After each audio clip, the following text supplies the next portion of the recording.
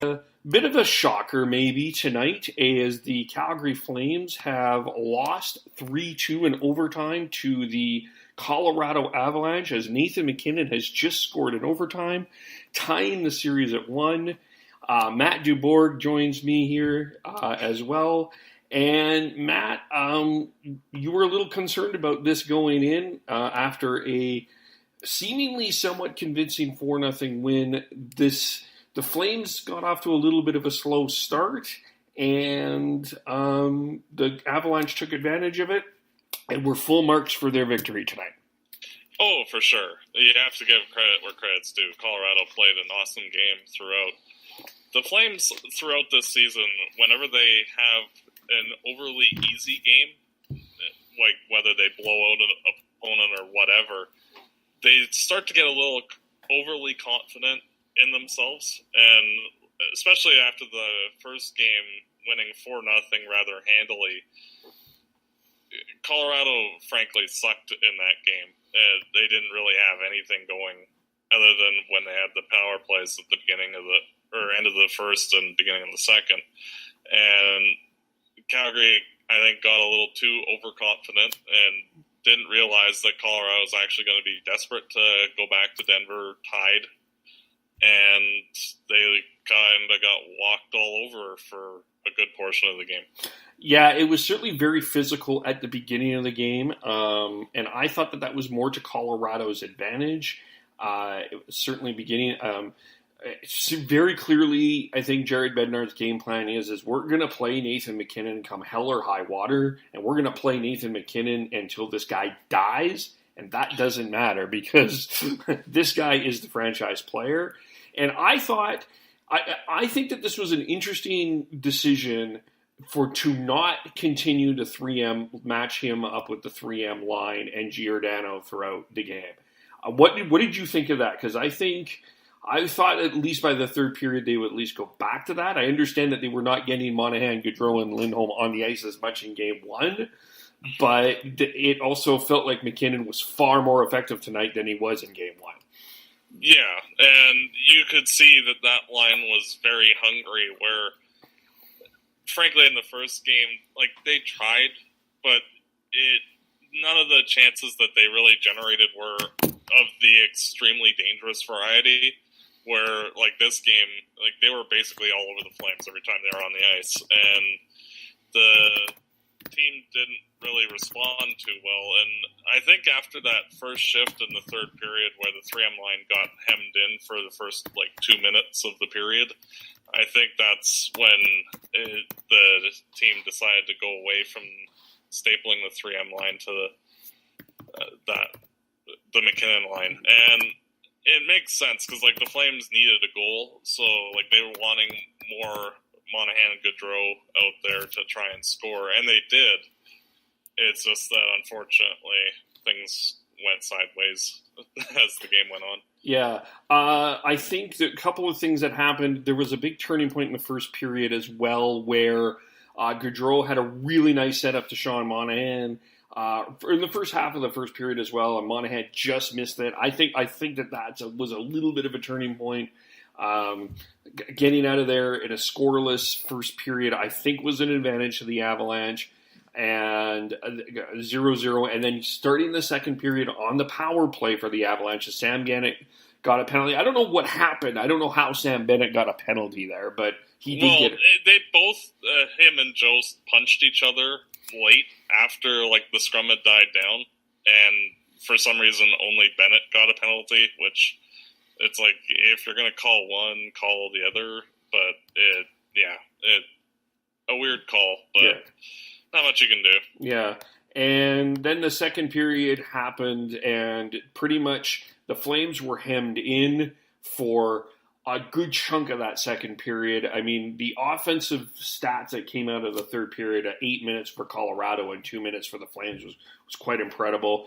But you would think that with all of that I just said here, that the Avalanche would have scored on the power play, but they actually started this on scoring shorthanded with Matt Nieto.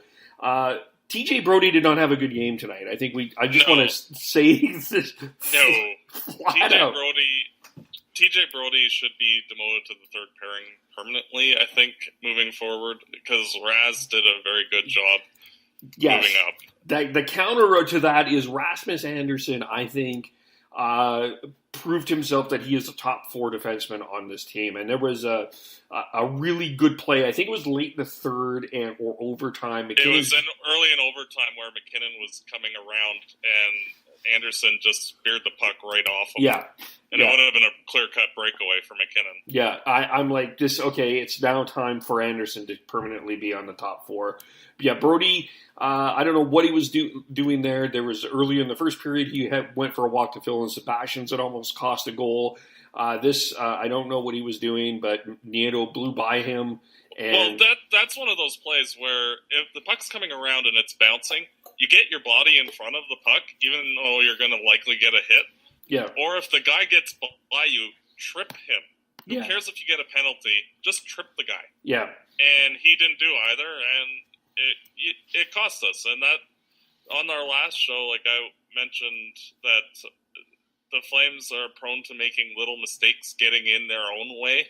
And like if Colorado's going to do anything, it was going to be from that. And that was an unforced error and led to a goal against, and the Flames lost the game in overtime, which they wouldn't have gone to overtime had that not happened. Yeah, for sure. And it was just a bad play. And we'll talk about the adjustments that were made in the third period, but the Flames did get a power play goal in the second. Sam Bennett made not only just a really great pass, but a really smart play. Deciding that, noticing where James Neal was, noticing where Rasmus Andersson was, made a behind the back pass. Rasmus Andersson knocked in his first goal from Bennett and Backlund. 12:26 tied the game at 1. I felt okay. Didn't feel great, but it felt okay going into the third period. And now what was interesting is the line juggling, because now it was Backlund, Tkachuk, and Lindholm. Monahan was with Gaudreau and Bennett.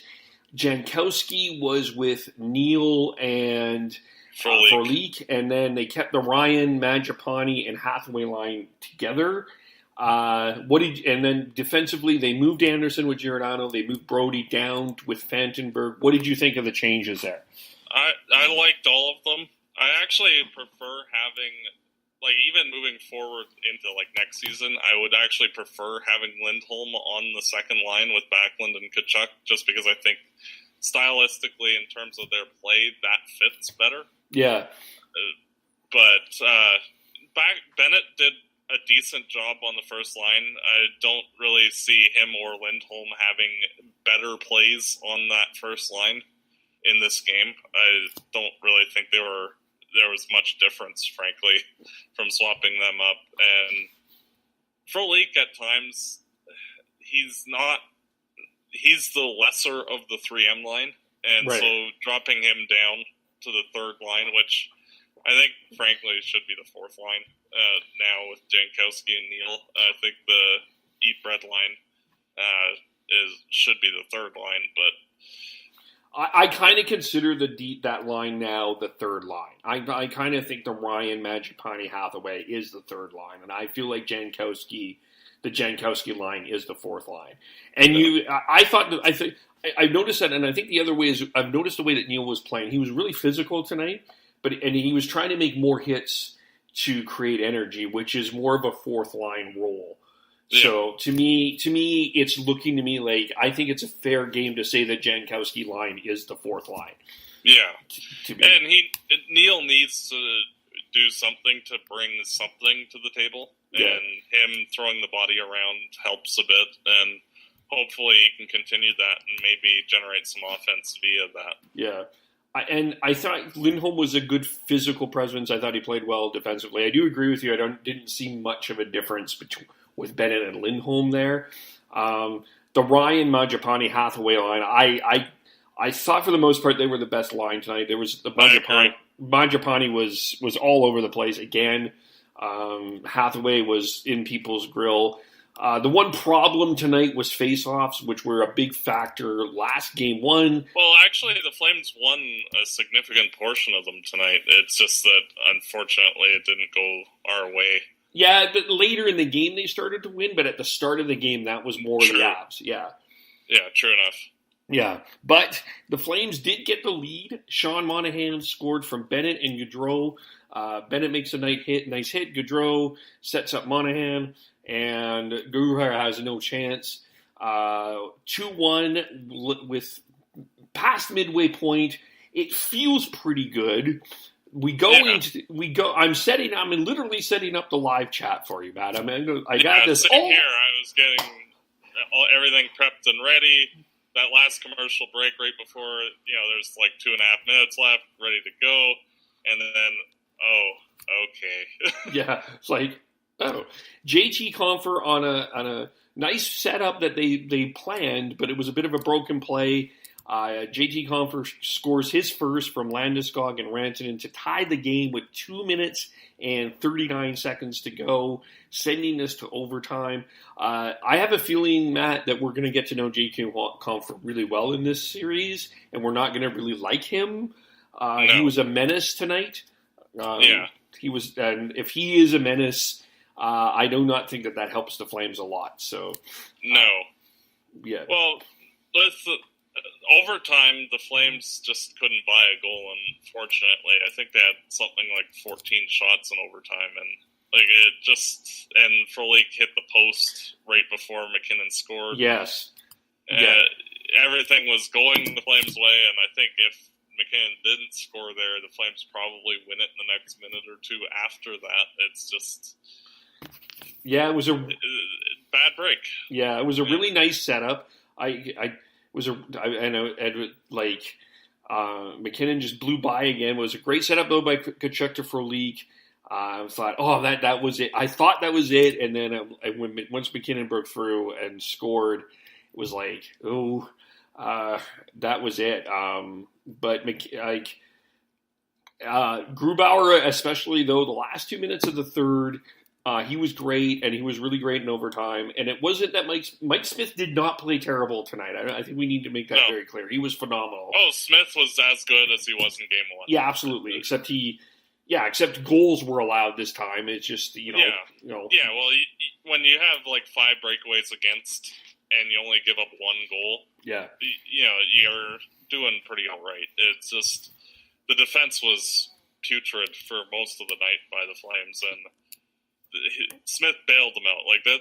He's the only reason why this wasn't a 7-2 game for Colorado. I do agree in a lot. I do agree. I thought there was especially the first half, real lack of intensity, and going to be interested to see what they do going into Game 3, because this might be a good game that might be good to put in an Austin Czarnik. I think so too. And I would consider switching a Czarnik for Neal. I would be okay with that. Yeah, so would I.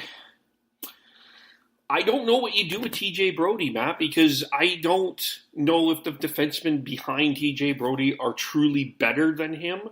But if you shelter Brody as the third pairing guy with Vandenberg, then that's fine. Like, for a third-pairing defenseman, TJ Brody is well above average. It's just that you're not wanting him out there against McKinnon's line for 20 minutes. And Anderson is better overall as a defenseman at this point. I think that you have to do something to switch that up. And it's frustrating, because, if this was the regular season, honestly, with Brody's performance, I'd be considering putting Valimaki in. Yeah. But, if the Flames do opt to sit Brody, that's who I'd expect to draw in. But I think you leave Brody a little bit of a leash to redeem himself on the third pairing, and let Anderson play better on the first, and hopefully that works a bit better overall for the team. Well, the other thing, though, is how you split that time up, because I think you're going to have to play Gio Anderson, Hanif, and Hamonic much more than Brody Vandenberg, because if you're Bednar, you're trying to get McKinnon out on Brody as much as possible. Yeah. I think that like what you'd probably see is like 25 minutes for the Giordano's pairing, probably around 18 to 20 for the second pairing, and then like 12 to 13 minutes for the third. Yeah. And try to be very selective when that third pairing goes out. Yeah. I think, I agree. In terms of the line combinations, I'm actually kind of liking the fact that they put Bennett on the first line and Lindholm on the second, and I wouldn't be too opposed to having that continue. Yeah, I wouldn't either, because one of the other things that I think is starting, I do think that the Flames, as the game went on, I thought that Bennett was starting. You talked about this in game one.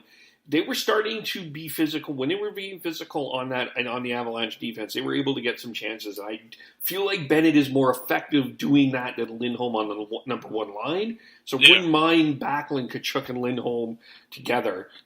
Because like you look at Lindholm and like he is basically the winger version of Michael Backlund, and like he's just a very heady two-way defensive forward, and having that on the second line, especially when they are out there like that, they'll because I'm assuming that in Colorado, McKinnon's line's not going to be facing that line too often, just because trying to avoid that matchup as much as possible.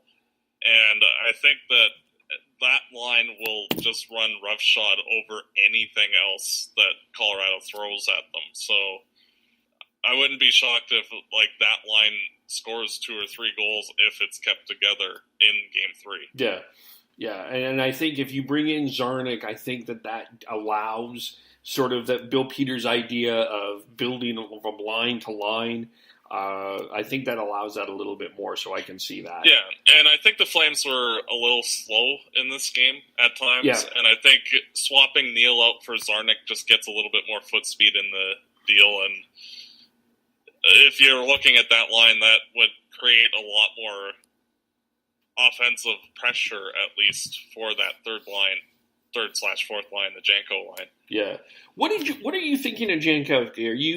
Where are you on him? I thought at times he was okay tonight, but I thought at times I don't know. He's a weird player. When he's good, he's really good, and like there's flashes of top 6 potential, and then he just vanishes into the ether, and you don't see him again for a long time. And I think that was the case in this game, where he was decent for a couple of shifts and then was just bad, frankly, the rest of the night. And for him moving forward, he just needs to be more consistent on the good side of the coin and less on the invisible side. And I think he's starting to turn into Joel Colborne. That's an interesting comparison. Yeah. Where he's just that, he's there because he's tall. And, and he doesn't really hit anything. And I think like he needs, especially moving forward in his career, to take that next step to becoming a viable middle 6 forward. He needs to get a little bit of physicality in his game, and that's just non-existent at this point. Yeah. So that's going to be interesting. It'll be interesting going forward. Anything we missed tonight? It was nice to see the Flames hunkering down and blocking a lot of shots. And that was a thing that the team, like, you're never wanting to be in a position where you're needing to block a ton of shots, but that hasn't really been a focus of the team for most of the season. And so seeing everybody laying down the body to get in front of things, especially when the going got tough early in the game, that was nice to see. And like if the Flames bounce back and move forward and win this series and like proceed on, they will, having that experience of that kind of defensive effort will help them, especially when they're facing better teams. Yeah. Travis Hamonic is just a beast. The guy just lays out his body every night. That kill the kill after the Avalanche scored, they got that power play, that kill, even though they were hemmed in, that was, I thought, a big turning point that got the Flames back in the game. That was just a fantastic kill. And I just think Hamonic and Hannaford have been an absolute. They've been monsters this year. It's incredible to watch. But Hamonic's been kind of leading that way. So I'm just hoping that the team can bounce back. They'll be tough going to Denver and not having the matchup changes that they'd like against McKinnon. But I'm hopeful that they can at least be tied coming back here, and preferably up 3-1. I think that Calgary fell into the same trap that both Tampa Bay and Boston did in Game 1 of their series, and Tampa in Game 2 as well, our opponents suck.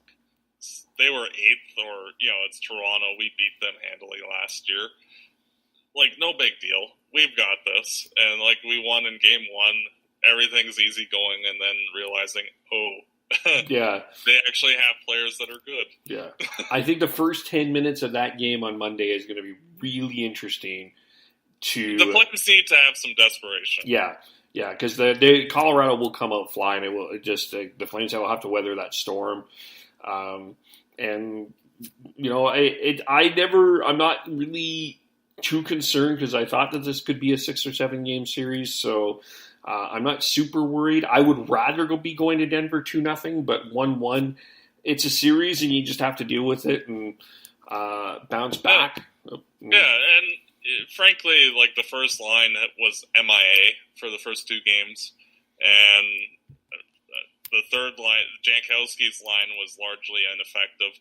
So, if those guys can show up and do something positive on the scoreboard, I think that would be beneficial for the team. Yeah, Goodrow has been fine defensively, and he's trying to do stuff offensively. Everything's not clicking on that line. Yeah, and that I think it's a long series, and he's a guy that can get it going. So let's leave that there. So we will be back after Game 3 Monday night. Game 3 in Denver. Start time is 8 o'clock in Calgary, so it's currently 12:19 in Calgary right now, so most of you are probably asleep and watching in the morning. That's fine. We'll be back on Monday. Matt, thanks again for joining. Yep, and thanks as always. All right, we will talk to everyone very soon. Bye for now. Okay, there. And then this is...